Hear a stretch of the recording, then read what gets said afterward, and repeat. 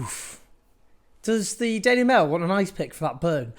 Let's just have a little listen to what the RMT leader Mick Lynch said after the right-wing rag called him the Grinch. Starts off Christmas being nicknamed Mick Grinch. Is that a nickname you're proud of? Well, I expect that from yourself. That's the sort of quality journalism I've come to expect from your particular dark corner of Fleet Street. So you can call us what you want, and no doubt you will call us what you want, and you called Mr. Mosley one of the finest things that ever happened, as I remember, when you were back in the Blackshirts. Oof. Yeah, so basically, the Daily Mail have smeared Mick Lynch, as of others, as the Grinch. Basically, that's because rail workers who've been treated very badly for a long time, many of whom have always been badly paid, have been forced to go out on strike because they've been repeatedly shafted on wages, jobs, terms, conditions, you name it, because the government have actually intervened to crush any potential deal. Now, there was a series of strikes that were going to happen the other week. I was affected by them, like lots of people were. And they were called off at the last minute because the RMT sensed perhaps a breakthrough in the negotiations. But clearly, after trying in good faith those negotiations, they haven't gone anywhere. And that's because the government clearly are trying to stop the RMT from succeeding in their strike because they're trying to teach other unions a lesson. That is, don't try and go on strike and fight for better wages because you'll never win. Now, no one wants to go on strike, but this lot, they don't have a choice, so we need to back them all the way. But let's just have a little chat about Mick Lynch's tasty little aside about the Daily Mail, about its history and its present, because I think this is important. Now, back in the 1930s, Lord Rothermere was the proprietor of the Daily Mail and a big old fan of Hitler and the Nazis, to say the least. They spent a lot of time together, Rothermere and Hitler. Oh, cute. They were pen pals. They met several times. Rothermere went to Germany, personally interviewed Hitler. When the Nazis had their first electoral breakthrough back in 1930, Lord Rothermere wrote in the Daily Mail that they represent the birth of Germany as a nation and expressed his hope that Hitler would assume power. Certainly got his wish there, didn't he? Went on about the Nazis being manly. Denounced the so-called Jewish race for showing conspicuous political unwisdom and denouncing them for wielding sinister political influence, the classic anti-Semitic tropes.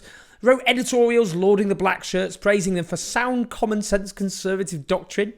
In the 1930s, with Nazi persecution of the Jews escalating, the Daily Mail published bile like German Jews pouring into this country. Now you might think, let bygones be bygones, eh? We move on. History and all that. It's a long time ago. Well, you see, the problem is the Daily Mail has continued its role as a massive sewer. The smell of its filth, which it pumps on a daily basis into British society, can be pretty overpowering.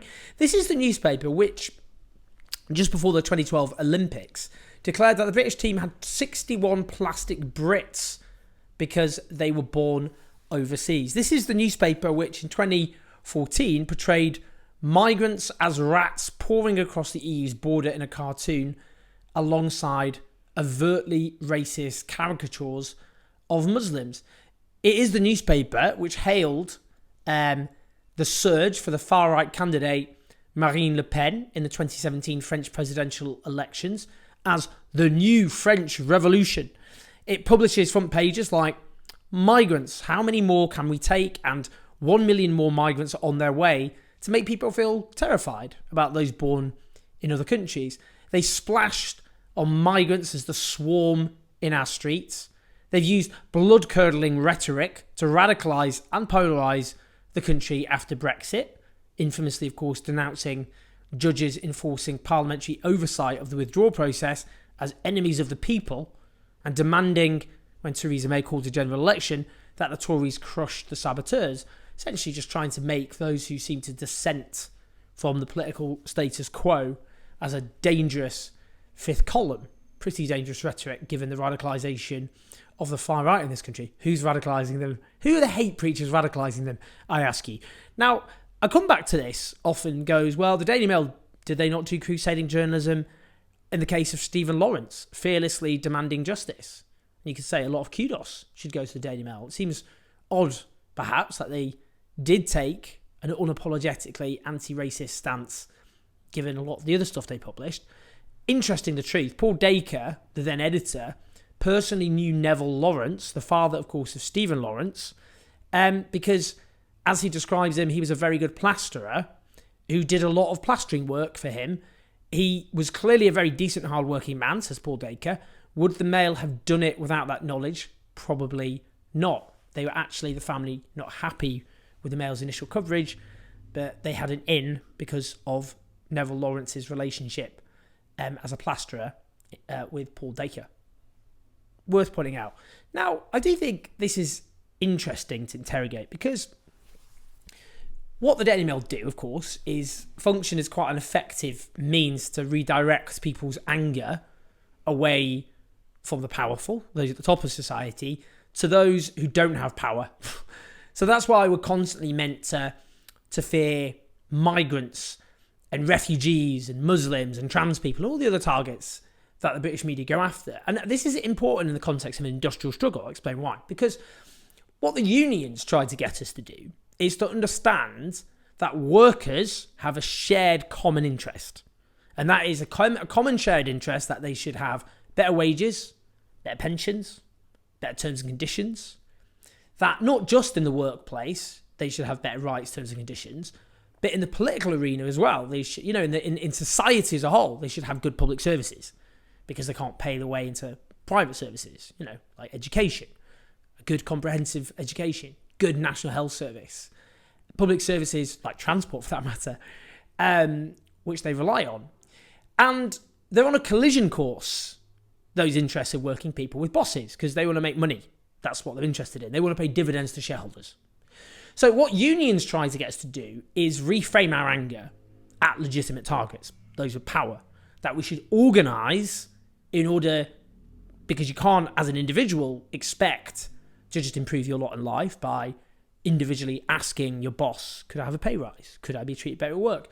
But if you use collective power, that is people who are in the same boat as you, who want the same things and will benefit from the same things, you come together and you use your pooled strength, the strength you have together as a team, in order to win concessions that you will all benefit from collectively.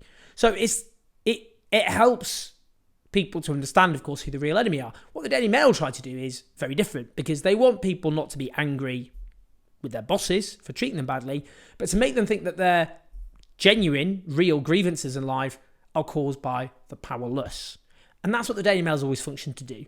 And of course, fascism itself, back in the 1930s, was a means to crush the labour movement. The bosses in Germany, the industrialists, the landowners, backed the Nazis to crush the left and the labour movement, who they saw as a threat, obviously, to their profit and their position.